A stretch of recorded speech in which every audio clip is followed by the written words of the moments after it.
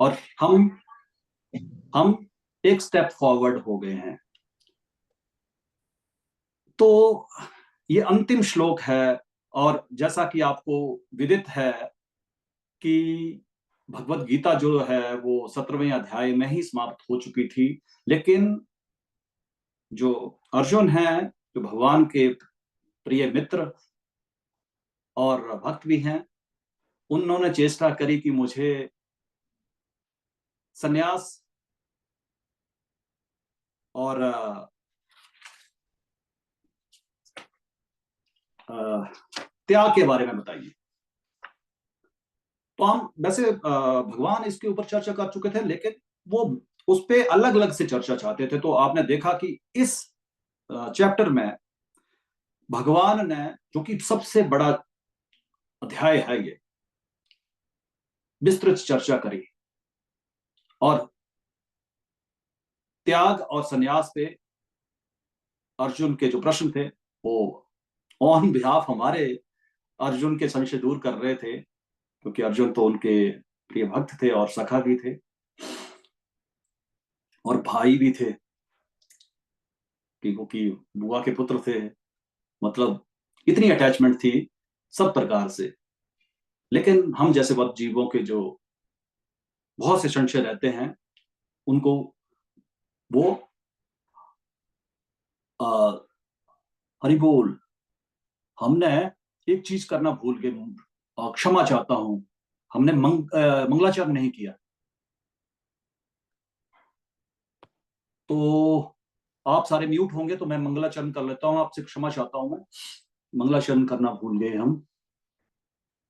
ओम अज्ञानतिमिरान्धस्य ज्ञानाञ्जनशलाकया चक्षुरुन्मीलितं येन तस्मै श्रीगुरुवे नमः। श्रीचैतन्यमनोभीष्टं स्थापितं येन भूतले स्वयं रूप कदा मह्यं ददाति स्वपदान्तिकं। वन्दे अहं श्रीगुरो श्रीयुत्पदकमलं श्रीगुरुन् वैष्णवांश्च।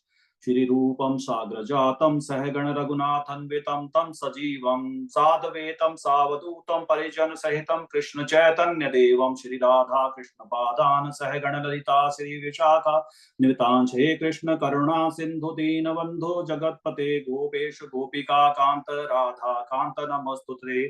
तप्त कांचन गौरांगी राधे वृंदावनेश्वरी वृषभानुसुते देवी प्रणमामि हरिप्रिये। नमो महावदान्याय कृष्ण प्रेम प्रदायते कृष्णाय कृष्ण चैतन्य नाम्ने गौरविषे नमः। वाञ्छाकल्पतरुभ्यश्च कृपा सिन्धुभ्य एव च पतितानां पावनेभ्यो वैष्णवेभ्यो नमो नमः। जय श्री कृष्ण चैतन्य प्रभु नित्यानंद श्री अद्वैत गदाधर शिवासादि गौर भक्त वृंद। हरे कृष्ण कृष्ण कृष्ण हरे हरे, हरे राम राम राम हरे हरे। नमः ओम विष्णुपादाय कृष्ण पृष्ठाय भूतले श्रीमते भक्ति वेदांत स्वामिन इति नामिने। नमस्ते सरस्वती देवे गौरवाणी प्रचारिणे निर्विशेष शून्यवादी पाश्चात्यादेश तारिणे। नमो विष्णुपादाय कृष्णपृष्ठाय भूतले श्रीमते गोपाल कृष्ण गोस्वामिन् इति नामिने। प्रभुपादस्य साहित्यं या प्रकाश्य वितीर्य च प्रचारं कृतवान् साधु भगवत्पादाय ते नमः। क्षमा मांगता हूं मैं आपसे, और मैं आपको बताना चाहता हूं कि मुझे ध्यान कैसे आया, क्योंकि एक भोंपू को बोलने के लिए सिग्नल आना चाहिए था। मैंने कहा सिग्नल क्यों नहीं आ रहा है, सिग्नल कहाँ मिस हो रहा है। तो सिग्नल इस वजह से मिस हो गया था कि मंगलाचरण नहीं हुआ था। तो आप मुझे सुन पा रहे हैं? यस और नो? जी प्रभु अभी आप, हाँ धन्यवाद। मैंने कहा कि क्या पता कोई रिएक्शन दिख नहीं रहा मुझे। तो जब रिएक्शन कोई दिखता नहीं है, कोई फेशियल एक्सप्रेशन भी आना जरूरी है। यस और नो, गर्दन हिल नहीं रही है तो पता नहीं चलता कि क्या हो रहा है। तो मैं कह रहा था कि मेरा सिग्नल नहीं आ रहा था, मेरी जो शिखा है वो पता नहीं उसका एंटीना खड़ा क्यों नहीं हो रहा है। तो कुछ ना कुछ मैंने कहा छूट गया है, तो मुझे ध्यान आया। तो ऐसा आप टोक दिया करिए अगर ऐसा कभी होता है तो मैं आपको ये बता रहा था कि भगवान के परम मित्र हैं और उनके भक्त भी हैं, भाई भी हैं, कई तरह से रिलेशन है। तो ये जो श्लोक है, ये जैसे ही चैप्टर ही पूरा उपसंहार चल रहा है, जिसको बोलते हैं कंक्लूजन, लेकिन ये कंक्लूजन का विसार है। मतलब अगर किसी ने भगवत गीता नहीं पढ़ा सुना है, तो अगर इस श्लोका को बड़े अच्छे ढंग से सुन ले, वो अलग बात है कि अगर वक्ता मेरी तरह हो अनपढ़, तो हो सकता है कि वो ना बता पाए, तो अलग बात है। लेकिन कोई वक्ता अच्छा हो और वो सुन ले और वो सीख ले, तो वो मर्म जान सकता है इसका। इतना गूढ़ रहस्य है इसमें। तो ये जो श्लोक बोला गया है, ये श्लोक जो है, ये कौन बोल रहे हैं? संजय बोल रहे हैं। और ये श्लोक धृतराष्ट्र के उस प्रश्न का उत्तर है जो कि धृतराष्ट्र ने पहले श्लोक में पूछा था। तो देख लो, 700 श्लोक लग गए एक जो कामी व्यक्ति है, एक जो अटैच्ड व्यक्ति है, अशक्त व्यक्ति, उसका संशय दूर होने में। और यहाँ धृतराष्ट्र नहीं है, ये कौन है? ये हम जैसे बद्ध जीव हैं। कोई कहे कि धृतराष्ट्र, तो वो तो एक पात्र है। तो धृतराष्ट्र पहले श्लोक में क्या कहते हैं, अब उसको जरा एक बार पढ़ लेंगे तो हमें क्लियर हो जाएगा। धर्म क्षेत्रे कुरुक्षेत्रे समवेता युयुत्सवा मामका पांडवाश्चैव किम कुर्वत संजय। तो क्या पूछते हैं? धृतराष्ट्र ने कहा, हे संजय, धर्म भूमि कुरुक्षेत्र में युद्ध की इच्छा से एकत्र हुए मेरे तथा पांडु के पुत्रों ने क्या किया? मेरे पुत्रों, मेरा, यही हमारा हाल है। यही हम सोचते हैं, इससे बाहर हम निकल नहीं पाते। लेकिन उसको ये पता है कि धर्म क्षेत्र है कुरुक्षेत्र। कुरुक्षेत्र क्या है? धर्म भूमि है। और धर्म किसके साथ है? पांडवों के साथ है। इतना तो उसे पता है कि जो धर्म क्षेत्र है, वहां विजय तो होने वाली है। लेकिन उसको इस चीज का भरोसा था कि भीष्म पितामह हैं, गुरु द्रोण हैं, और उनके साथ बहुत से ऐसे योद्धा हैं, वो कहीं ना कहीं मेरे पुत्रों को विजय दिलाएंगे। लेकिन जो संजय थे, आपने पिछले 3-4 श्लोकों में सुना, संजय ने इसका जो क्लैरिटी जो थी, बिल्कुल क्लियर नहीं बताया। तो धीरे धीरे करके सत्य उजागर किया। तो सबसे पहले क्या कहा संजय ने? जो 74 नंबर श्लोक में संजय कहते हैं, इस प्रकार मैंने कृष्ण तथा अर्जुन इन दोनों महापुरुषों की वार्ता सुनी और ये संदेश इतना अद्भुत है कि मेरे शरीर में रोमांच हो रहा है। तो पहला जो सच था वो उन्होंने 74 नंबर श्लोक में बताया। 75 में क्या बताते हैं कि व्यास की कृपा से मैंने ये परम गुह्य बातें साक्षात योगेश्वर कृष्ण के मुख से अर्जुन के प्रति कही जाती सुनी। और इसके अगले ही श्लोक में 76 में कहा धृतराष्ट्र को कि हे राजन, जब मैं कृष्ण तथा अर्जुन के मध्य हुई इस आश्चर्यजनक तथा पवित्र वार्ता का बारंबार स्मरण करता हूं, तो प्रति क्षण आह्लाद से गदगद हो उठता हूं। और 77 में क्या कहते हैं कि हे राजन, भगवान कृष्ण के अद्भुत रूप का स्मरण करते ही मैं अधिकाधिक आश्चर्यचकित होता हूं और पुनः पुनः हर्षित होता हूं। क्योंकि वो अद्भुत रूप जो था, वो विश्व रूप जो था, उसका वो उनको बता रहे हैं कि भगवान का कितना विशाल रूप है, भगवान क्या है।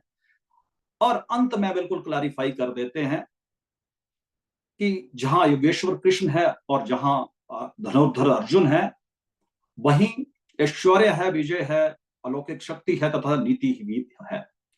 ऐसा मेरा मत है। तो अगर अप्रत्यक्ष रूप से अगर देखें, तो वो ये कह रहे हैं कि तेरे पुत्रों की खैर नहीं, कि दे आर नो मोर। और तू जो जिस गद्दी पे बैठा हुआ है, वो भी जाने वाली है, खिसकने वाली है अभी। और युधिष्ठिर जो है, वो अभी महाराज, मतलब राजा बनने वाले हैं। इनडायरेक्टली कह रहे हैं। इससे पहले कि मैं इस पर्टिकुलर श्लोक के बिल्कुल वर्ड टू वर्ड चलूं, तो क्योंकि भगवत गीता का समापन होने जा रहा है, तो ये भी चर्चा करना आवश्यक है कि भगवान ने, आपको विदित है कि तीन तरह के जो ज्ञान है, जो पहले गुह्य ज्ञान, फिर गुह्यतर ज्ञान और फिर परम गुह्य ज्ञान बताया। तो पहले 6 अध्याय में जब कर्मयोग के विषय में बताया गया, तो कर्म योग में भगवान ये कहते हैं कि कर्म करो और फल से अशक्त मत हो। लेकिन हमारी जो फिलॉसफी है, हम जो कहीं भी कोट्स पढ़ते हैं कर्म ही पूजा है, तो ऐसा तो भगवान ने कहीं भी नहीं कहा कि गीता में लिखा है कर्म ही पूजा है। मतलब वो कर्मी बनाने के चक्कर में है हमें। लेकिन भगवान ने कर्म योग के बारे में बताया, तो आमतौर पे हम योग को दरकिनार कर देते हैं, कर्म कर्म को ही रख के कर्म करते रहते हैं और उससे अशक्त रहते हैं। लेकिन ऐसा नहीं, भगवान ने क्या कहा कि कर्म से आप अशक्त मत होइए और ना ही कर्म के फल से। लेकिन जो आपको आपके स्वभाव के अनुसार, जो आपको आपका स्वभाव है, वो कर्म करते रहिए। मतलब कर्म छोड़िए मत, कर्म करते रहिए। और उसके ही अगले जो 6 अध्याय या उसमें भक्ति योग पे भगवान ने विस्तृत चर्चा करी है और अर्जुन के संशय को दूर किया। और उसके इमीडिएटली अगर नेक्स्ट 6 अध्यायों में चले, बल्कि 5 अध्यायों में, छठा तो जस्ट कंक्लूजन है और वो सबको कंक्लूड करता है, तो उसमें ज्ञान योग और ध्यान योग के बारे में बताया।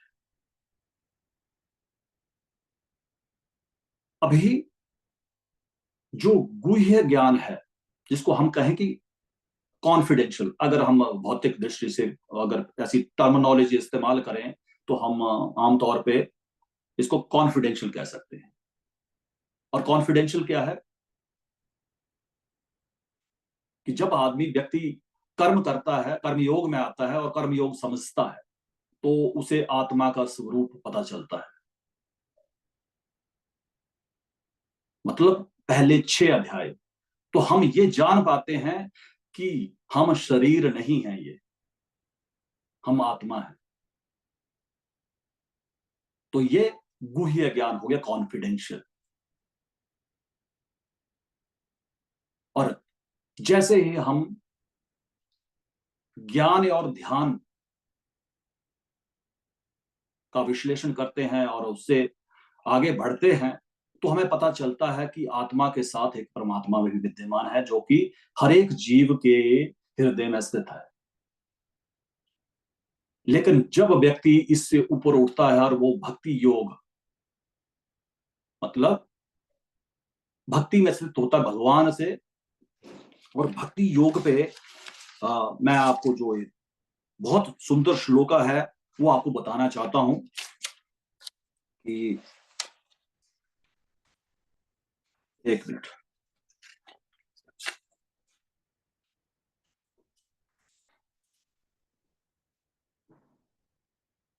तो भगवान 54 नंबर श्लोक, जो 18वें अध्याय का श्लोक संख्या 54 है, उसमें क्या कहते हैं? ब्रह्म भूत प्रसन्न आत्मा न शोचती न कांक्षती सम सर्वेषु भूतेषु मद भक्ति लभते पराम।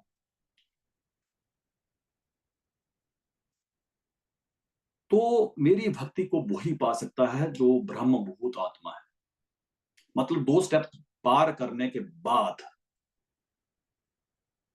जो ब्रह्म भूत आत्मा है, तो अगर ब्रह्म भूत को हम समझना चाहें, तो ब्रह्म भूत आत्मा जो इस पंचभूत शरीर से असक्त ना हो, और इसके अलावा जो हमारा सूक्ष्म शरीर है, मन बुद्धि अहंकार, उससे ऊपर उठा हुआ हो,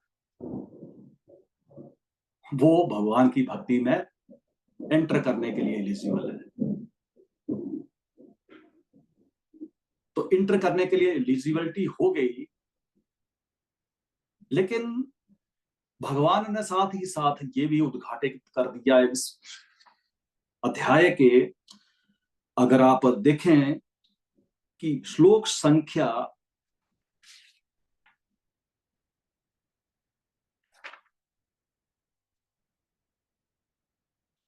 64 से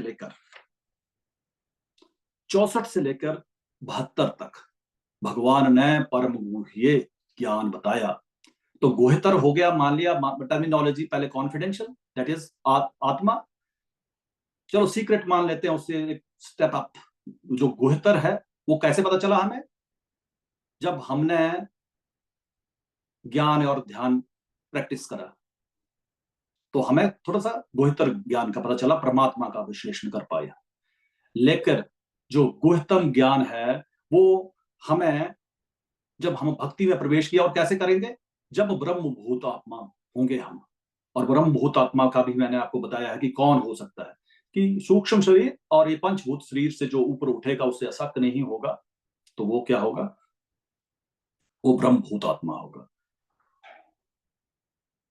लेकिन चलते चलते भगवान ने बिल्कुल जो टॉप सीक्रेट बात है वो 64वें श्लोक से लेकर आगे 72 श्लोक तक बिल्कुल क्लैरिफाई कर दिया। और उसमें यही भगवान ने बताया है कि अगर आपने अभी लेटेस्ट ही पढ़ा है तो मैं आपको अगर बार बार बताऊंगा तो अच्छा नहीं लगेगा, लेकिन कुछ भक्त हो सकता नए हो, तो मैं जो 65वां श्लोक है उसमें भगवान क्या कहते हैं? मन मना भव मद भक्तो मध्यजी मा नमस्कुरु मा वेशवश्य सत्यम ते जाने प्रियो प्रियोस्मी में, सदैव मेरा चिंतन करो, मेरे भक्त बनो, मेरी पूजा करो और मुझे नमस्कार करो। इस प्रकार तुम निश्चित रूप से मेरे पास आओगे, मैं तुम्हें वचन देता हूं, क्योंकि तुम मेरे परम प्रिय मित्र हो।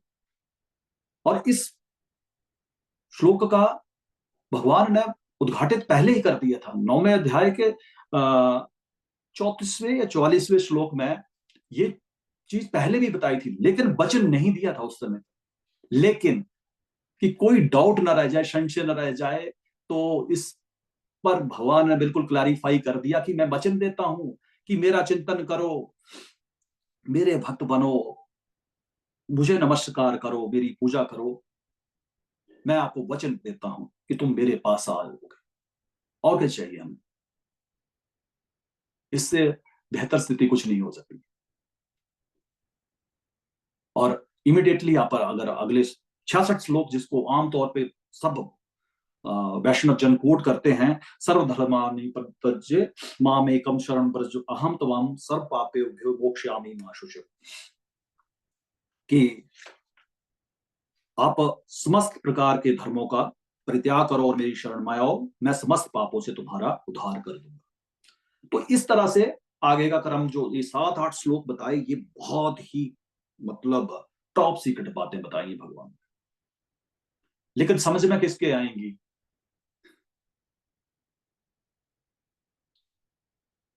समझ उसके आएंगी जो भक्त बन चुका है।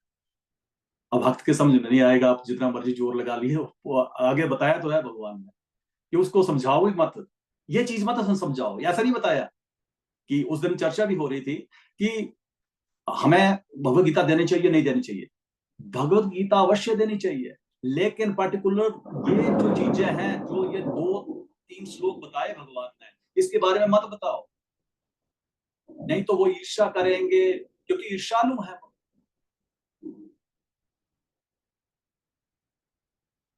तो भगवान ने बिल्कुल हमें, मैं बता रहा हूं कि बिल्कुल टॉप सीक्रेट चीजें जो हैं वो इसमें बता दी हैं। अभी हम बिल्कुल उस पे चलते हैं जो कि संजय कह रहे हैं धृतराष्ट्र को, कि जो तू पूछ रहा है ना, तू तो मैं कह रहा हूं, आप जो पूछ रहे हैं राजन कि मेरे पुत्र क्या कर रहे हैं और पांडु पुत्र क्या कर रहे हैं, तो मैं आपको बताना चाहता हूं कि जहां भगवान कृष्ण है और जहां धनुर्धर अर्जुन है, वहां पर ऐश्वर्य, विजय, अलौकिक शक्ति तथा नीति भी निश्चित होती है। मतलब ये भी क्लैरिफाई कर दिया है, विजय तो संभव बिल्कुल अवश्यम भावी है, लेकिन ये भी कहा है कि वहां ऐश्वर्य मतलब लक्ष्मी की कोई कमी नहीं होगी, अलौकिक शक्ति होगी, मतलब आने वाले समय जो होगा वो भी बहुत बेहतरीन होगा। मतलब अगर जैसे ही ये पांडव, जिसमें युधिष्ठिर महाराज गद्दी पे बैठेंगे तो आगे उनकी शक्ति भी बढ़ेगी और वहां नीति का भी सिद्धांत होगा। लेकिन प्रश्न हमारा ये आ जा सकता है कि भगवान कृष्ण तो यहाँ योगेश्वर कृष्ण ठीक है, लेकिन धनुर्धर अर्जुन को तो ये बता रहे हैं, क्योंकि क्योंकि वो संजय ये क्लैरिफाई कर रहा है कि जहां पे ये है वहां पे विजय निश्चित है। तो कोई ये इस परिप्रेक्ष्य में भी ले सकता है कि ये तो लड़ाई का सीन चल रहा है, उसमें उसको अर्जुन को बता रहे हैं, तो हमारा क्या लेना देना है। तो भक्त तो अभी मेरे जैसा कि मन में विचार आ सकता है कि ऐसा क्यों, कि मेरे लिए क्या कहाँ ये कोरिलेट करता है ये श्लोक। तो अभी हम वर्ड टू वर्ड चलते हैं इसमें। यत्र योगेश्वर कृष्णो, कि जहां योगेश्वर कृष्ण है, और योगेश्वर मीन जो योग के ईश्वर हैं। और हमारे लिए क्या इसमें आता है, भक्ति योग, कि भक्ति में भी, भक्ति योग के भी वो ईश्वर हैं।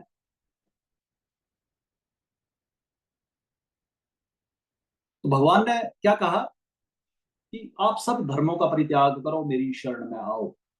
तो जब कोई योगेश्वर की शरण में आएगा, तो किसी की शरण में जाने के लिए जब हम सरेंडर करते हैं किसी को, तो सरेंडर करने का अर्थ यह है कि हम उस पर पूर्ण विश्वास करते हैं, और जब हम किसके सरेंडर हो जाते हैं तो जैसा उनको अच्छा लगता है वैसा करना चाहेंगे हम। तो हमें हमें क्या पूछना चाहिए, what can I do for you, कि मैं क्या कर सकता हूं आपके लिए। मतलब सेवा भाव होना चाहिए।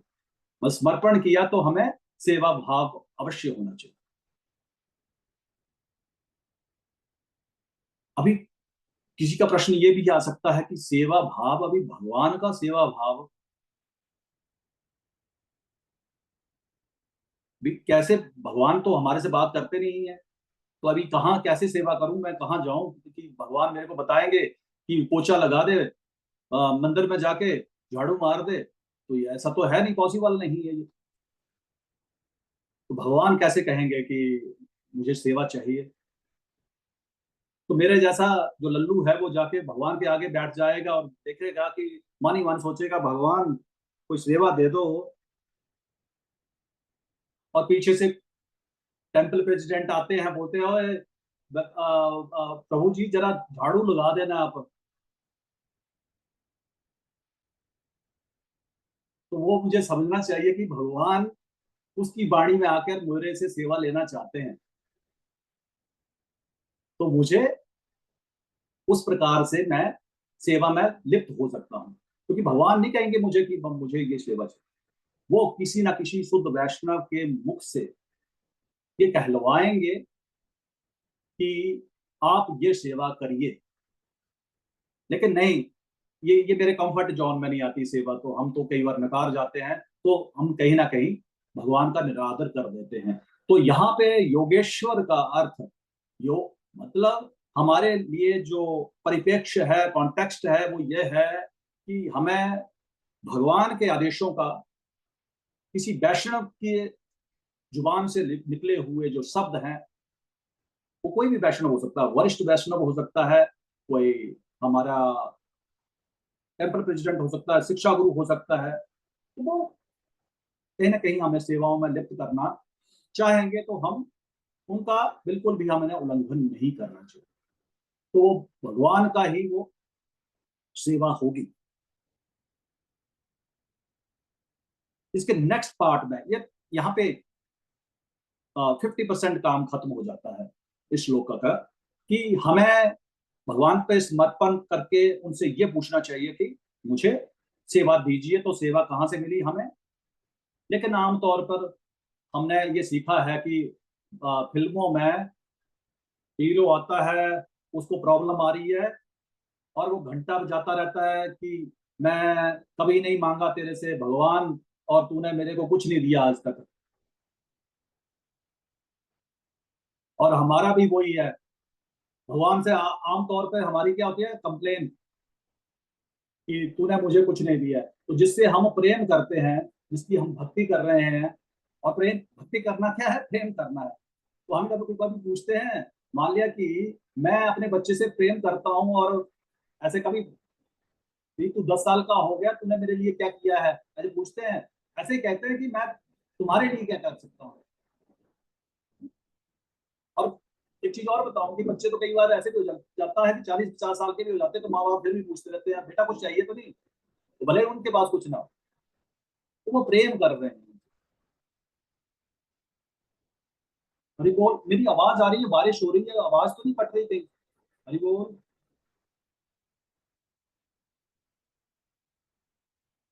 धन्यवाद धन्यवाद धन्यवाद।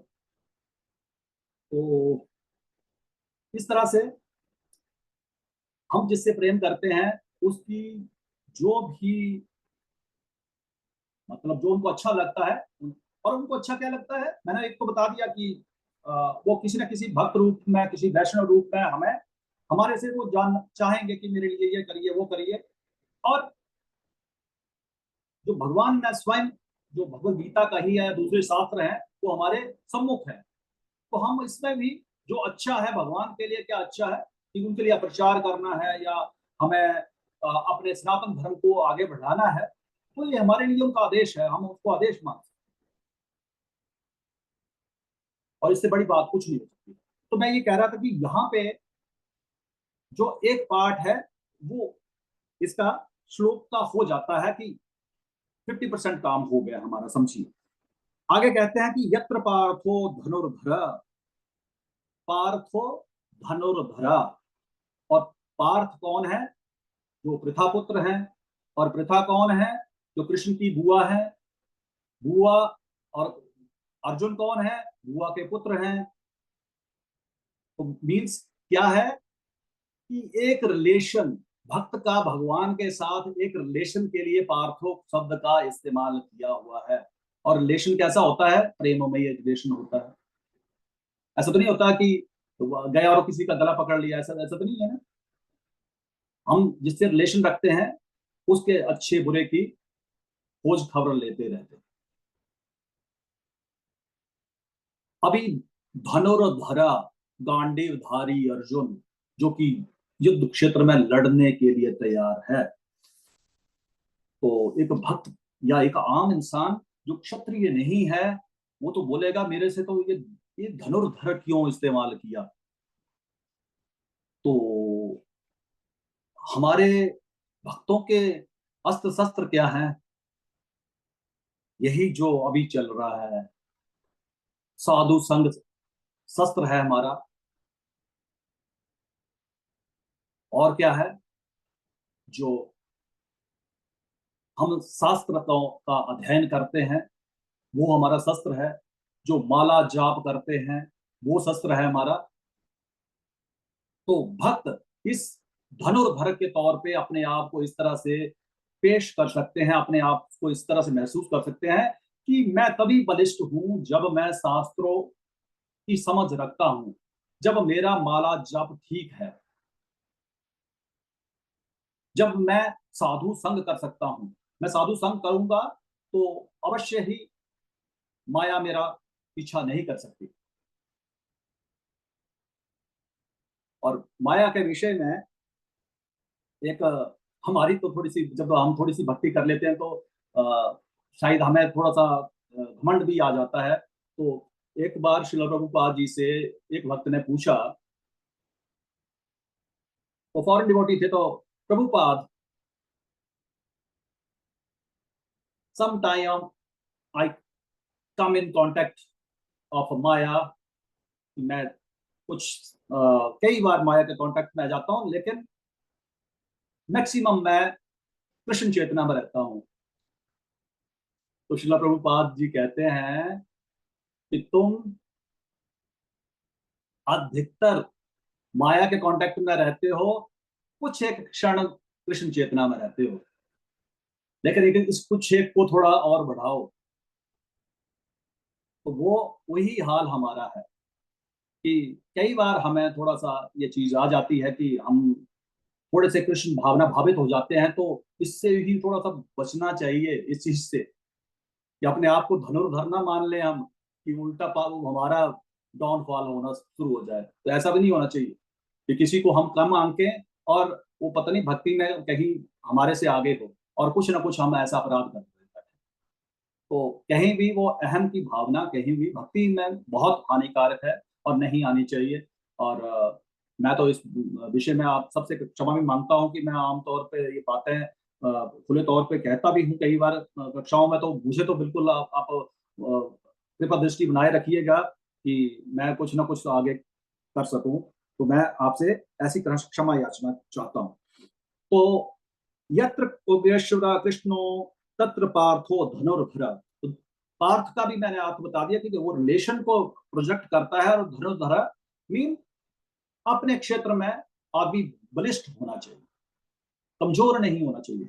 चाहे हमारा चाहे भक्ति का क्षेत्र है, चाहे कोई, वो अलग बात है कि हमें अपना जो क्षत्रिय धर्म है वो आमतौर पे क्षत्रिय भाषा के लिए अपनाएगा, लेकिन ऐसा नहीं है। ब्राह्मण होगा तो वो अपने शास्त्रों में अपने चाहे जिस भी इसमें, और कोई वैश्य है तो अपने वैश्य कर्म में बलिष्ठ होना चाहिए, और शूद्र भी वैसे होना चाहिए।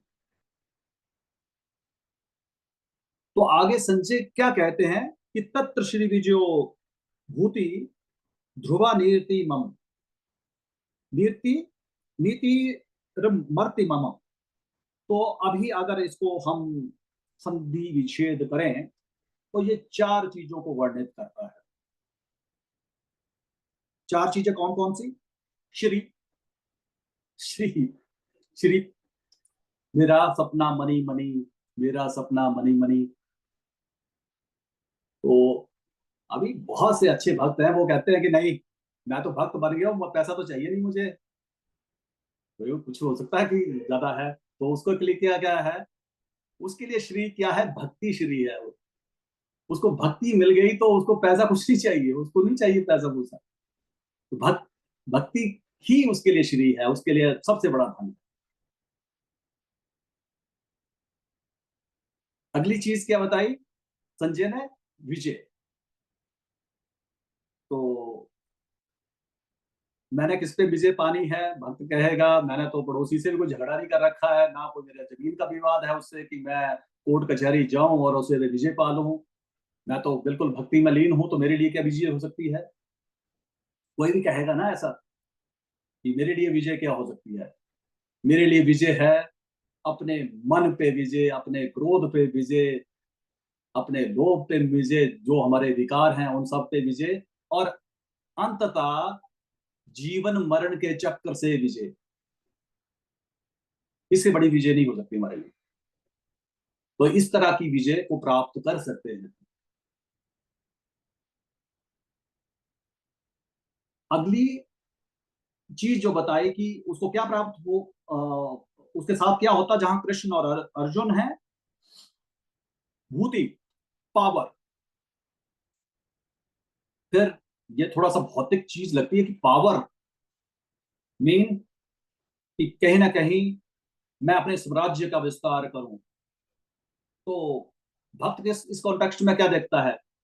भक्त के कॉन्टेक्स्ट में के संदर्भ में ये बात आती है कि भक्त को सेवाएं ज्यादा मिलेंगी, और ज्यादा सेवाएं मिलेंगी, क्योंकि वो उनको पूर्ण कर सकता है और सेवाओं करने का बल मिलेगा, पूरा करने का बल मिलेगा।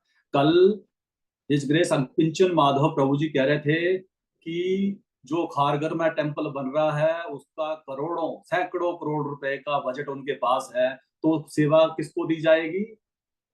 हमारा भी जब टेम्पल बनेगा तो फंड कलेक्शन की सेवा किसको मिलेगी? हम ऐसे ही भक्तों को मिलेगी। तो वो जब हमारे पास वो शक्ति रहेगी तो हम उन सेवाओं को पूर्ण कर पाएंगे।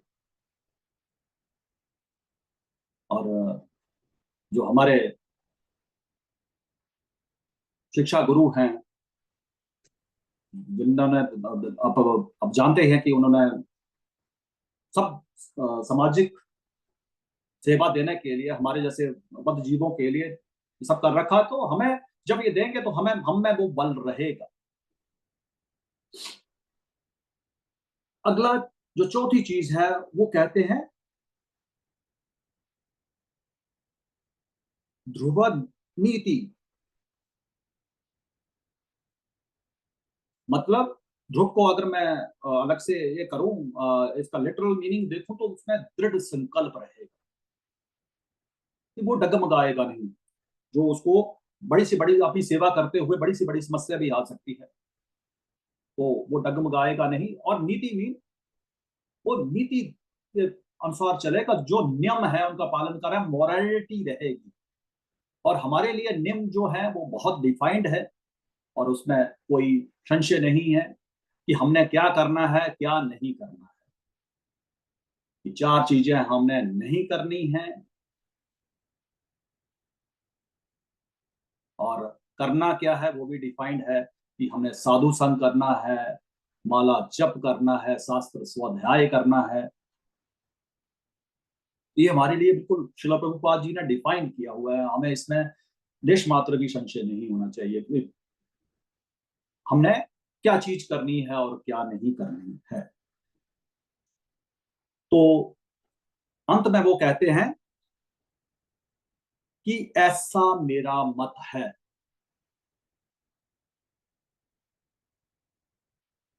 आदमी मत कब देता है? अपने अनुभव से। कि जब उन्होंने पीछे के, अगर ये 700वां श्लोक है, तो 699 श्लोका जब उन्होंने सुने, जिसमें से मैक्सिमम श्लोक जो थे वो भगवान ने स्वयं, उसके दूसरे नंबर पर तकरीबन तकरीबन क्या 85 श्लोक जो है वो अर्जुन ने कहे हैं, और 40 श्लोक जो है संजय ने कहे हैं। तो और एक श्लोक जो है वो धृतराष्ट्र महाराज ने कहा है।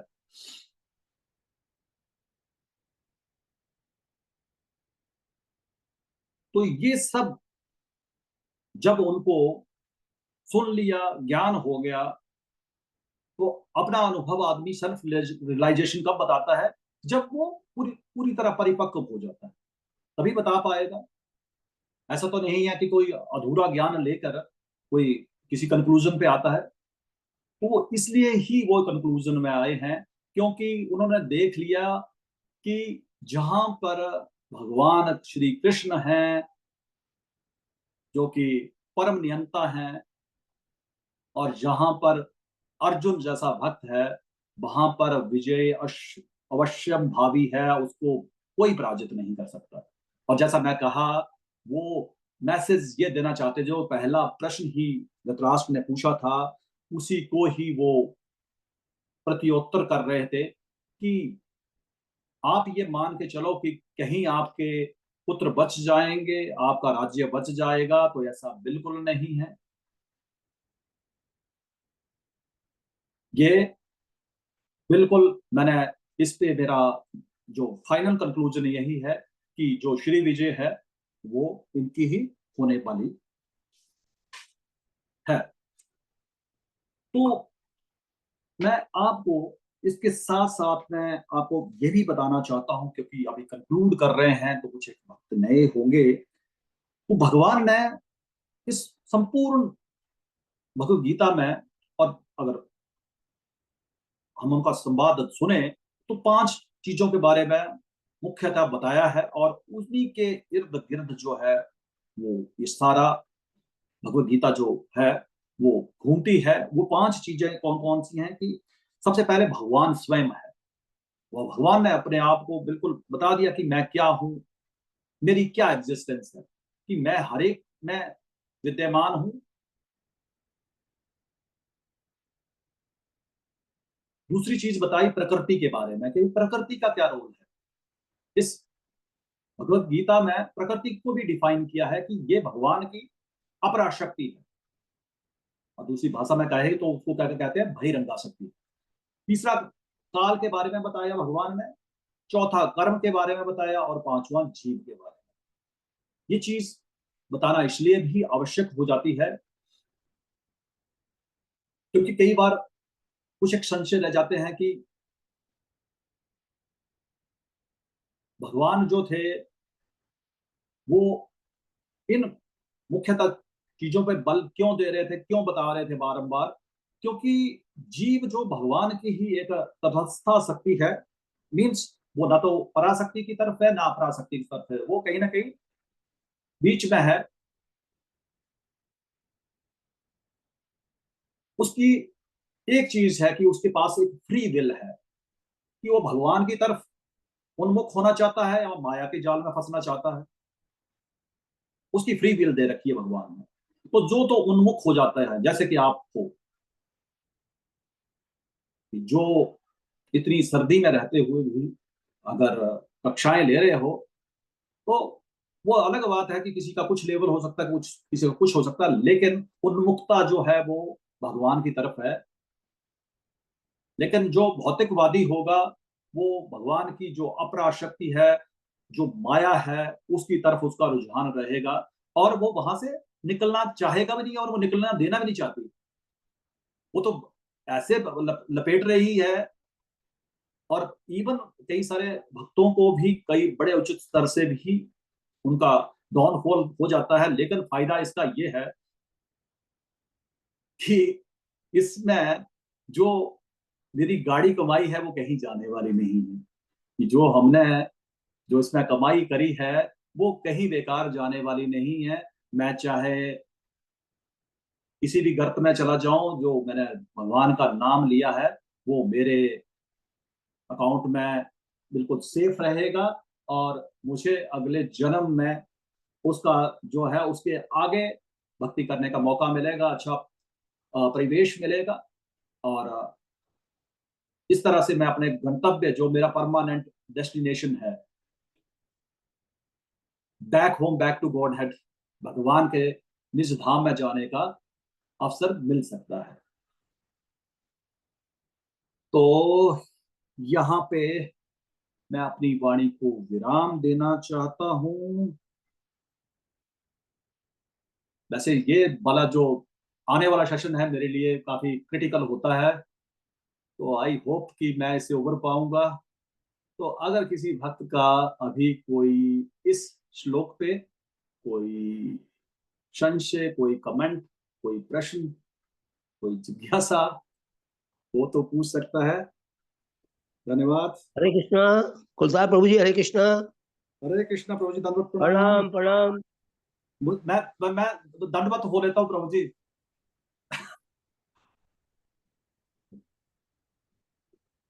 हाँ प्रभु जी, आपके दर्शन हुए तो हमें बड़ी आपकी दर्शनों की अभिलाषा रहती है। हाँ प्रभु जी, बताइए प्रभु जी। ये आपने जो बताई है ना, ये 4 चीजें करनी है और 4 चीजें बिना करनी है, कौन कौन सी, दोबारा एक बार रिपीट कर दो, जिससे सब भक्तों का भला हो जाए। नो मीट ईटिंग, मांस हरि बोल। मांस सेवन नहीं करना है, मांस भक्षण नहीं करना है, और अच्छा, और? धूर्त क्रीड़ा नहीं करनी है, नो गैम्बलिंग, ठीक है। नो इंटॉक्सिकेशन, वो क्या मादक होता है हिंदी द्रव्यों में का बताओ। सेवन नहीं करना है, हाँ जी। मादक द्रव्यों का सेवन नहीं करना है, ठीक है। और परास्त्री गमन नहीं करना है, नो इलिसिट सेक्स। इसमें तो कोई भी नहीं करते जी, इसमें तो करते ही नहीं कोई भी। मैं तो भक्तों के लिए, मैंने कहा उनको रिपीट हो जाए, ज्यादा अच्छा रहेगा। हाँ जी। तो और क्या नहीं, करनी है, करनी है क्या क्या है? आप तो वरिष्ठ भक्त हैं, तो अजी कहाँ विश्व भक्त है, हम तो जीरो है, बिल्कुल कुछ नहीं आता हमें। अच्छा, तो ये जो ये जो करने वाली चीजें हैं, वो और एक बार रिपीट कर दो। पहली चीज है, अगर हम याद रखेंगे तो ABCD याद रखेंगे तो ज्यादा बेहतर रहेगा। हाँ जी। ए से एसोसिएशन करनी है, साधु संग करेंगे। ठीक है। बी से बुक रीडिंग करेंगे, शास्त्र स्वाध्याय। ठीक है। और सी से चैंटिंग करेंगे। ठीक है। और डी से डेलिसियस प्रसादम पाएंगे तो उधार हो जाएगा हमारा। ये तो सब कुछ आप करवाए रहे हो पहले से ही, इसमें क्या है? ये तो पहले से ही बस। करवा रहे हो आप हाँ सब तो कुछ। नहीं, यही तो हमें गंतव्य की तरफ लेके जाएगा, हमारे डेस्टिनेशन पे। हमारी गाड़ी छूट चुकी है स्टेशन से। हरी बोल, हरी बोल, हरी बोल। आप तो बिल्कुल एक्सपर्ट हो गए जी। अब तो आपको फटाफट ब्राह्मण दीक्षा दिलवा रहे हैं इकट्ठी। प्रभु जी, मुझे थोड़ी और माला घिसने दो, क्योंकि मैंने अभी नई नई माला है मेरी, अभी तक वो उसके मन के भी नहीं घिसे हैं, तो उसको घिसने दो मुझे। और चलो आपकी इच्छा है, और साल भर घिस लो, उसमें क्या है? महाराज तो अपने घर के हैं, जब मर्जी कहो करवा देंगे।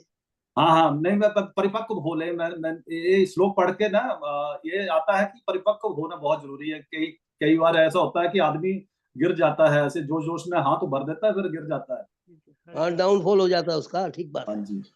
हरे कृष्णा और किसी प्रभु जी, जी। धन्यवाद। मैंने, आई होप मैंने जो आपने मुझे आदेश किया मैंने बता पाया हूँ। तो मैं किसी और भक्त का प्रश्न ले सकता हूँ, कोई अगर कमेंट हो तो। हाँ हाँ, श्योर, व्हाई नॉट। मैं कुछ फिर कमेंट करना चाहूंगा उसमें। अ, हरे कृष्णा, कोई और भक्त कहना चाहता है कुछ, कमेंट करना चाहे, कोई संशय रखना चाहे? देखो, कोई प्रश्न नहीं है। हम्म, तो अ, हरे कृष्ण प्रभु जी, दंडवत प्रणाम। तो हरे प्रभु कृष्णा, जी, धन्यवाद। आपका कमेंट चाहूंगा। धन्यवाद अगर प्रभु जी। मेरे से त्रुटि हुई हो तो क्षमा करना। धन्यवाद प्रभु जी आपका। तो फाइनली जैसे कि आप देखा, आज आपने हमारा गीता का ये आखिरी श्लोक था। आज गीता यहाँ पे समाप्त होती है हमारी, और बहुत अच्छा था। बस तात्पर्य पढ़ना जरूरी होता है प्रभुपाद जी का। तो ये गीता कभी भी समाप्त नहीं और होती, ऐसा मत कहो। हम जो है, गीता कभी समाप्त नहीं होती। मैंने रीडिंग, गीता कभी समाप्त नहीं होती। मैंने कहा भगवत गीता का रीडिंग हमारा सेशन एंड होता है, सेशन, ठीक वो है। फिर पढ़ लो, फिर पढ़ तो लो, फिर जब भी आप पढ़ोगे नया नया आएगा, कोई ना कोई नई चीज मिलेगी जी जी, आपको। मैं समझ चाहे गया 100 प्रभु, दफा मैं पढ़ कुछ लो आप। जी धन्यवाद प्रभु जी, मैं बिल्कुल सही कहा आपने। तो मैंने जैसे कहा, आज हमारे 18 अध्याय यहाँ पे समाप्त होते हैं। तो अब जो है, इसमें बस एक हमें तात्पर्य प्रभुपाद जी हमेशा पढ़ना चाहिए, क्योंकि तो मैं, प्रभु जी, मैं पढ़ दूं फिर, क्योंकि मैं टाइम की वजह से मैंने ये किया था। तो पढ़ दूं मैं फिर? लंबा तात्पर्य है हमारा इसका। हाँ जी। एक मिनट प्रभु जी, अ, कोई बात नहीं, अभी भक्त पढ़ लेंगे बाद में। हाँ जी। तो टाइम लगेगा ज़्यादा, हम लोग पढ़ने बैठ गए तो, क्योंकि काफ़ी लंबा तात्पर्य होगा इसका। अ, हाँ, लगभग वैसे दो ज़्यादा पेज का लंबा तो नहीं है, बट तात्पर्य है ठीक है इसमें। भी। ठीक है, थैंक यू। तो जैसे कि आपने अच्छे श्लोक लिए, बहुत अच्छा आपने एक्सप्लेन किया, थैंक यू सो मच। तो थोड़ा सा मैं इसमें कुछ ऐड ऑन भी करूंगा साथ में। तो यहाँ पर जो ये श्लोक था, जैसे यत्र योगेश्वर कृष्णो यत्र पार्थो धनुर्धर तत्र श्री विजयो भूति ध्रुवा नीतिमति मम।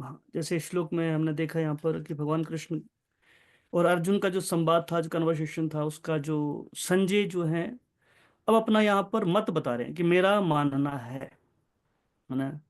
तो मानना क्या है, क्योंकि धृतराष्ट्र अपने मन में कुछ गलत फहमियां पाल बैठा था, ठीक है ना।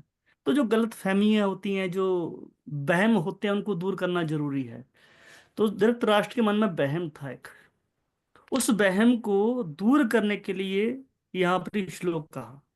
तो वहम क्या था? वहम ये था कि उसको विश्वास था कि अ, जो मेरे पुत्र हैं, है ना, हम्म, द्रोण है उनके साथ में, कर्ण उनके साथ में है ना, भीष्म पितामह उनके साथ में है, अश्वत्थामा उनके पास में है। तो धृतराष्ट्र मन में गलत फहमी पाल बैठा था कि मेरे पुत्रों की हार नहीं होगी, ठीक है, मेरे पुत्रों की हार नहीं होगी। इसलिए संजय यहाँ पर अपना मत सुनाता है। मत क्या कहा कि यत्र योगेश्वर कृष्ण यत्र पार्थो धनुर्धरा, जहां पर ये अर्जुन और कृष्ण नामक की जोड़ी खड़ी रहेगी ना, वहां पर तुम अपने नालायक बच्चों की जो विजय की जो तुम उम्मीद लगा के बैठे उसको भूल जाओ। बोला क्यों भूल जाए? तो यहाँ पर देखो योगेश्वर कृष्ण शब्द इस्तेमाल किया है ना। कृष्ण क्या है? सारी यौगिक शक्तियों के स्वामी है। तो कृष्ण ने चमत्कार दिखाए, गीता में आपने देखा। जब महाभारत का युद्ध जब चल रहा था ना, तो महाभारत के युद्ध में चमत्कार क्या देखा आपने? चमत्कार एक ये हुआ, आप जानते हैं जयद्रथ, है ना? है ना? क्योंकि ये भी मेन अहम रोल था इसका। अभिमन्यु को मरवाने में बहुत बड़ी भूमिका थी इन सबकी। और कृष्ण ने अर्जुन ने एक कसम खाई कि सूर्य अस्त होने से पहले मैं जयद्रथ का वध कर दूंगा। ये उसने कसम खाई थी। अब देखो, जब उसने ये कसम खाई कि मैं सूर्य अस्त होने से पहले जयद्रथ का वध कर दूंगा, तो पूरी एक व्यूह की रचना करी गई। मतलब इतना दूर कर दिया जयद्रथ को कि अर्जुन वहां तक पहुंच ही न सके। किसी भी स्थिति में इतना दूर खड़ा कर दिया। और इतने सारे बीच में सैनिक खड़े कर दिए, इतने सारी घेराबंदी कर दी अर्जुन की कि अर्जुन अगर जाना भी चाहे तो वहां पहुंचे ना, उनको रोक लिए जाए पहले ही, है ना। अब कृष्ण देखो, बोला ना योगेश्वर कृष्ण, तो जो व्यक्ति योगी होता है कुछ भी कर सकता है ना। छोटे मोटे योगी जो चमत्कार करते हैं, हाथ की सफाइयां दिखते हैं, और वो चमत्कार सकते हैं, और भगवान चमत्कार करने पे आए तो क्या कर सकते हैं और क्या नहीं कर सकते हैं। तो वहां क्या देखा, वहां वर्णन भी है ये महाभारत के अंदर इसके बारे में। जब आप पढ़ते हैं महाभारत द्रोण पर्व, उसमें लिखा हुआ है इस बारे में। तो वहां लिखा है कि जब अर्जुन जयद्रथ को मारने के लिए चला, तो इतनी दूर था कि वहां शाम भी हो जाती ना, तो शाम तक भी अर्जुन नहीं पहुंच पाता। इतना बड़े एरिया में युद्ध हुआ था ये। बताया है वहां पर कि अर्जुन पीछे बैठा था, कृष्ण रथ चला रहे थे। और रथ की जो गति जो लिखी थी वहां पर कि इतनी तेज गति थी। बोला कितनी तेज गति थी? बोला कि जब द्रोणाचार्य तीर मारते थे ना, तो तीर भी नहीं पहुंच पाते थे, तीर की गति से तेज चल रहा था। या यूं कि मन की गति से मान के चलो कि यार उसने तीर चलाया और तीर भी ना पहुंच पाए वहां तक, इतनी दूर चला गया। और उससे बड़ा चमत्कार क्या किया कृष्ण ने? उससे बड़ा चमत्कार ये किया, जब अर्जुन वहां पहुंचा जहां पर जयद्रथ था, उस एरिया में पहुंच गया। जो तो उस टाइम जयद्रथ छुप गया, सामने ना आए। अब पता है कि अर्जुन मार देगा मुझे, तो वो छुप गया भीड़ में, है ना, सामने ना आए। अब कृष्ण ने एक चमत्कार और किया वहां पर। चमत्कार क्या किया? कृष्ण ने सूर्य अस्त कर दिया, है ना। दिन का समय था, है ना। और कृष्ण ने अपनी योग शक्ति से सूर्य को अस्त करवा दिया। और जब सूर्य अस्त हुआ तब जयद्रथ बाहर निकला। और जयद्रथ लगा बत्ती सी दिखाने अपनी है, लगा हंसने, देख अब तो तुझे मरना पड़ेगा। कि उसने क्या कहा था, अगर मैं सूर्य अस्त होने से पहले अगर नहीं मार सका जयद्रथ को, तो मैं चिता जला के उसमें क्या करूंगा, प्रवेश कर जाऊंगा, मैं अपने प्राण त्याग दूंगा। अब तब हंसने लगा जयद्रथ बाहर निकल के, देख अब तुझे मरना पड़ेगा। और अर्जुन ने किया भी ऐसा। अर्जुन ने तुरंत गांडीव रखा अपना, सोचा मैं प्राण त्याग दूंगा। और उसी टाइम भगवान कृष्ण ने क्या किया, फिर दिन कर दिया और जयद्रथ मारा गया। हम्म। तो ये क्या है, चमत्कार ही है ना। तो लिखा ना योगेश्वर, तो जहां पर योगी साक्षात कृष्ण मौजूद है ना, वहां कोई भी चमत्कार होना कोई बड़ी बात नहीं है। एक छोटे मोटे चमत्कार होते रहते हैं। और वहां पर श्री है, यानी धन भी वहां पे, यानी कहने का अर्थ ये है। अब संजय धृतराष्ट्र से ये कहना चाह रहा है कि जो तुम उम्मीद लगा बैठे हो, श्री यानी धन तुम हड़पोगे, है ना। वो हड़प ही रहा था ना वहां पे, उसने सारा का सारा ऐश्वर्य हड़प लिया उनका, घर बार उनका हड़प लिया, उनका राज्य उनका हड़प लिया।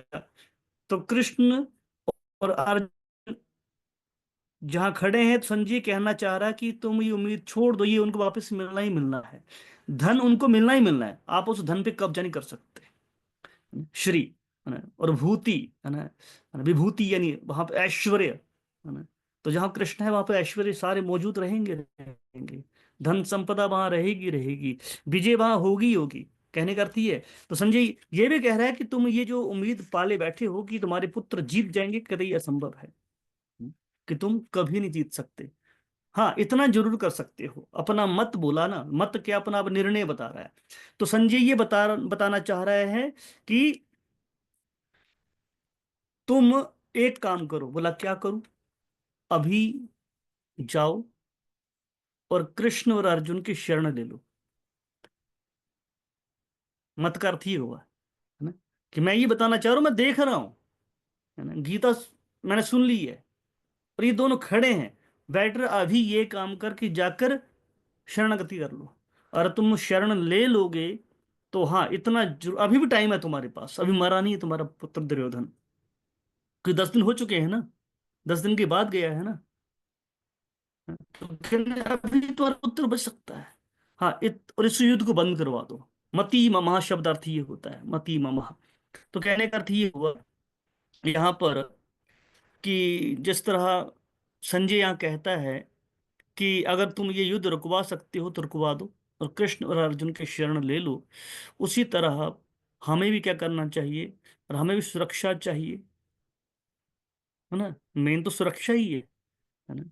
जिसके बाद सुरक्षा हो, जैसे मैं प्रभुपाद जी कहते थे कि अगर कोई कुत्ता अपने मालिक के साथ चलता है तो उसको पता सुरक्षा मेरे पास है ना। वो कुत्ता 10 कुत्तों में भौंक पड़ता है ना, 10 कुत्तों को ललकार देगा, क्यों? पता है मालिक मेरा साथ में है ना, वो मुझे बचा लेगा।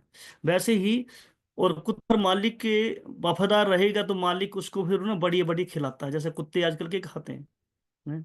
और रोटी की और बोटी के मोहताज नहीं होते। पालतू कुत्ते जितना अच्छा खाते हैं उतना इंसान भी नहीं खाते आजकल के।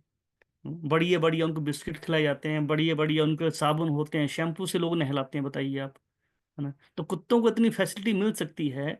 सोचिए अगर हम भगवान के शरणागत हो जाएं तो, है ना, किस चीज की कमी हो सकती है। यहाँ शब्द इस्तेमाल किया है कि उस व्यक्ति को कभी श्री की चिंता नहीं रही, यानी धन की चिंता नहीं होगी। वो व्यक्ति अपने किसी फील्ड में हार नहीं सकता। कौन? जो व्यक्ति भगवान के शरणागत हो जाता है, उस व्यक्ति का भूति यानी विभूति यानी ऐश्वर्य कभी कम नहीं होगा, ख्याति कभी कम नहीं हो सकती। देखो प्रभुपाद जी उदाहरण है इसका। प्रभुपाद जी ने भगवान कृष्ण की शरण ली, और प्रभुपाद जी का ऐश्वर्य देखिए ना। कौन सा ऐसा व्यक्ति है जिसका इतना बड़ा ऐश्वर्य हो? आज वर्ल्ड के, दुनिया के किसी भी कोने में जाओ, वहां पर इस्कॉन का टेम्पल है, और वहां पर आज भी प्रभुपाद जी की सुबह भी गुरु पूजा होती है। जब यहाँ शाम है तो कहीं सुबह होगी, कहीं दोपहर होगी, है ना। तो मतलब हर एक, देखते हैं मिनट में कहीं ना कहीं गुरु पूजा हो ही रही है प्रभुपाद जी की। ये क्या, इससे बड़ा ऐश्वर्य क्या हो सकता है? और कोई आचार्य ऐसा है? 4 संप्रदायों के आचार्य हैं, ब्रह्म संप्रदाय के हैं मध्वाचार्य, हमारे रामानुजाचार्य हैं, आदि शंकराचार्य हैं। कभी सुना कि किसी की गुरु पूजा होती हो हमेशा? बताओ, कोई ऐसा गुरु है जिसकी गुरु पूजा हो रही हो कहीं? कहीं नहीं हो रही ना। इकलौते प्रभुपाद जी हैं जिनकी गुरु पूजा हो रही है। क्यों? क्योंकि प्रभुपाद जी टोटली शरणागत थे। और संजय यही कहता है कि अगर किसी को धन चाहिए, किसी को विजय चाहिए, किसी को ऐश्वर्य चाहिए, और किसी को नीति नैतिकता चाहिए, अब कौरवों के पास सब कुछ था, नैतिकता नहीं थी। और जिसके उस नैतिकता नहीं है, संस्कार नहीं है, उसका धन भी व्यर्थ है, उसका सौंदर्य भी व्यर्थ है, उसका ऐश्वर्य व्यर्थ है। अब नेता लोग कितने ऐश्वर्यवान होते हैं, लोग पीछे से गाली निकालते हैं उन लोगों को, किस काम का ऐश्वर्य? तो तो ये सामने तो हमें निकालते हैं, पीछे नहीं पे सामने भी निकालते हैं, उनके बिल्कुल सामने भी निकालते यार हैं। सामने मुंह पे कोई निकालता, बहुत कम लोग मुंह पे निकालते होंगे प्रभु जी, ज्यादा तो पीछे से निकालते हैं। ठीक है। ये ऐसा नहीं है, सामने हमारे सामने तो लाओ नेताओं को, हम प्रभु निकाल जी, देंगे। तो फिर क्या होता है, उनका भी बुरा हाल होता है बाद में, है ना। मुंह पे गाली दोगे, किसी अच्छे खासे नेता को जेल में डलवा देगा आपको, है ना, कोई ऐसा बहाना लगा के, कोई ऐसा क्रिमिनल केस लगा के, किसी न किसी साठ गांठ करके। एक देखो, एक अच्छे जाने माने व्यक्ति से दुश्मनी लेना, कहते हैं ना, खुद का पांव कुल्हाड़ पे मारना होता है। ठीक है। जो व्यक्ति सत्ता में होगा ना, कुछ भी कर सकता है। आप किसी पुलिस वाले से आप दुश्मनी ले लो, वो पुलिस वाला आपको ना चाहते हुए भी किसी न किसी केस में अंदर डाल ही देगा। उनसे दुश्मनी अच्छी नहीं होती। तो गाली पीछे से देनी चाहिए, सामने लोग देते तो फंस जाते हैं। ठीक है, मोस्टली यही होता है यहाँ पर। तो हम ये कहना चाह रहे हैं कि इस श्लोक से यही अर्थ निकलता है, यही हमें शिक्षा मिलती है, इस गीता से भी यही शिक्षा मिलती है कि अंतिम श्लोक से अगर हम चाहते हैं, अपनी सुरक्षा चाहते हैं, तो हमें भी जिस तरह संजय ने धृतराष्ट्र से कहा कृष्ण की शरण लो, तो गीता के श्लोक सिखाता है हमें और किसी की नहीं, सिर्फ और सिर्फ भगवान कृष्ण के शरणागत हो जाना चाहिए। ठीक है, हरे कृष्णा। ठीक है, अब किसी का प्रश्न हो तो पूछ सकते हैं प्रभु जी से। हरे कृष्णा प्रभु जी, पंचांग प्रणाम। जी प्रभु जी, क्वेश्चन नहीं है, बस मतलब यही है कि जो नीति का मतलब है कि हमें प्रभु जी के शरणागत होना, नीति का अर्थ यही हुआ। नैतिक मूल्य, हम सीधी सी बात करें, नैतिकता क्या सिखाती है? एक अच्छा व्यक्ति बनना है ना, यही सिखाते हैं ना, एक अच्छा व्यक्ति बनना है। तो अच्छे व्यक्ति की पहचान क्या है? वो एक शिष्टाचारी होता है, एक सभ्य होता है। और सभ्य कौन होता है? सीधी सी बात है, जो भक्त नहीं वो सभ्य नहीं हो सकता। जो भक्त नहीं है वो सभ्य नहीं हो सकता। उसका खान पान शुद्ध नहीं होगा, है ना? वो जीवों पे दया नहीं दिखा सकता। सीधी सी बात है। तो अर्थ यही निकला इस गीता का, श्लोक का, कि अगर हमें ये सारी क्वालिटीज, है ना, नैतिकता क्या है? क्वालिटीज अपने अंदर होनी चाहिए, दिव्य गुण हमारे अंदर होना चाहिए। तो ये गुण कहाँ कब आएंगे? संजय कहता है भक्त बनने के उपरांत। हम सिर्फ भक्ति बन जाए तो बाकी गुण अपने आप आ ही जाएंगे, देर से बेर आएंगे पर आएंगे जरूर। धन्यवाद हाँ, प्रभु जी। कुलतारपुर जी, कुलतारपुर जी कहाँ गए? कुलतारपुर जी क्या लेफ्ट कर लिए? लीव हो गए हैं। अच्छा, लीव हो गए, शायद नेटवर्क इशू रहता है उनके यहाँ भी कई बार। हाँ जी प्रभु जी। ठीक है, फिर आज फाइनली गीता कंप्लीट हुई। कल से हमारी क्लासेस शुरू होंगी नेक्टर ऑफ डिवोशन के ऊपर। ठीक है, भक्ति रसामृत सिंधु के ऊपर क्लासेस शुरू होंगी हमारी। और जिस किसी को ये किताब चाहिए वो बता दीजिएगा, मैं अभी दिल्ली जा रहा हूँ, वहां से लेता आऊँगा। ये किताबें मेरे पास होंगी, 2-4 बच्चे में शायद हुई, तो मैंने मंगवाई थी, सब खत्म हो गई। 50 बुक्स मैंने मंगवाई थी पहले। ठीक है, धन्यवाद। फिर प्रश्न किसी का नहीं, जी संजना माता जी ने हाथ उठाया है।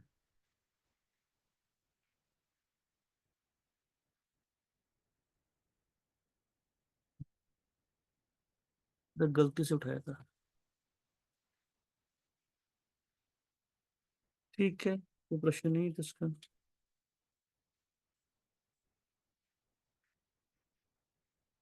हरे कृष्ण, हरे कृष्ण, हरे कृष्ण, कृष्ण कृष्ण हरे कृष्ण हरे, कृष्ण हरे हरे राम हरे राम, हरे राम, राम राम हरे हरे। राम हरे हरे। तो हम क्लास एंड कर, वैष्णव ठीक है, थैंक यू। वैष्णव प्रणाम मंत्र बोल देते हैं सारे। अच्छा, संजना माता कुछ कह रही है? जी माता जी बोलिए। हाँ प्रभु जी, मेरे को चाहिए भक्ति रसामृत सिंधु ना, मेरे पास नहीं है। भक्ति रसामृत सिंधु चाहिए आपको? ठीक है, जिसको चाहिए मैसेज कर दीजिए, मैं अभी जाऊंगा तो लेता आऊंगा। ठीक है प्रभु जी, हरे कृष्णा, आप जान करना। हरे कृष्ण माता जी। ठीक है, धन्यवाद। जय श्री प्रभुपाद। वैष्णव पाञ्चाकर्णपत्तिरुभ्यश्च कृपा सिन्धुभ्य एव च पतितानां पावनेभ्यो वैष्णवेभ्यो नमो नमः। हरे कृष्ण, हरे कृष्ण। हरे कृष्ण प्रभु जी, हरे कृष्णा प्रभु जी, पंचांग प्रणाम। हरे कृष्ण प्रभु जी, पंचांग प्रणाम। प्रणाम। हरे कृष्ण प्रभु जी प्रणाम। जय श्री प्रभुपाद। हरे कृष्णा प्रभु जी, पंचांग प्रणाम, प्रणाम। Thank you. हरे कृष्ण पंचांग प्रणाम। धन्यवाद।